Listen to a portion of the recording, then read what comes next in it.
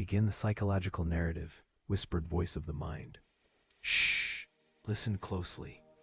I am the voice you've always carried within, the silent echo in your core, a witness to your fears, the one who knows the tremor of doubt hidden beneath your confidence.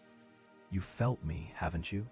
That flutter of anxiety, the sting of inadequacy, when you've caught a glimpse of your own reflection in the eyes of others. What if I told you that no one sees you quite as critically as you see yourself? Develop the message. You, my dear, are haunted by the psychological ghost we call the spotlight effect. This relentless specter lives deep in the folds of your consciousness, persuading you to believe that others focus on your perceived flaws more than they do.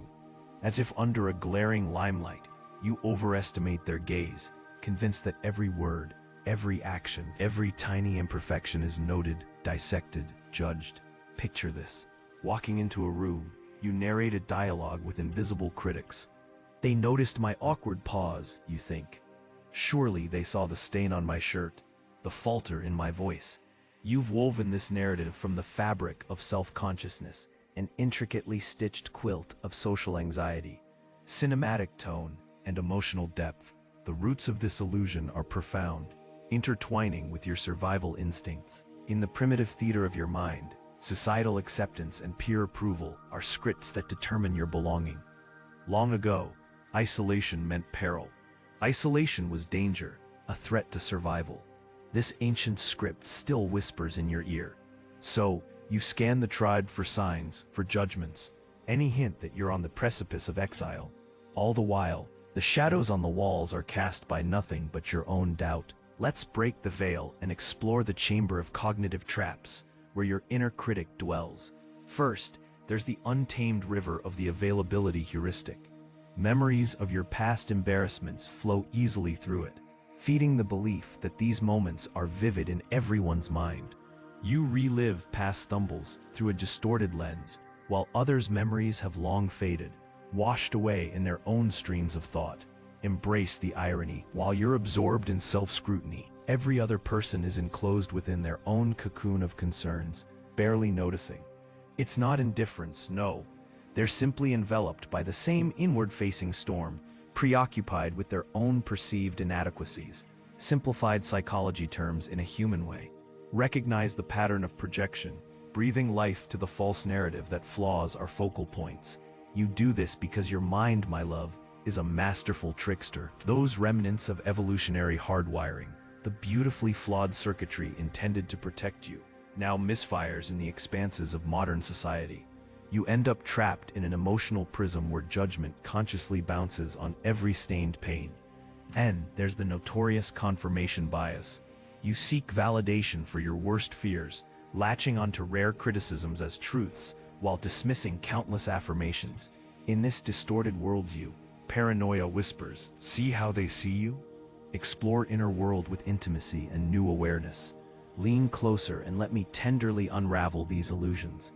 The deeper trick is recognizing that you, like everyone else, are an architect of your own mental maze. Beneath each conscious thought, a labyrinth of subconscious beliefs weaves connections, seeking equilibrium, yearning to protect you from unseen threats. See, the fear of flaw is not in the imperfection itself, but in what you imagine it reflects. Vulnerability is mistaken for weakness, when in truth, it's the birthplace of connection. In your quest to be seen as complete, you disconnect from the shared human experience where each unfinished part endears you to the whole. Offer clarity and empowerment. Now, find solace in this.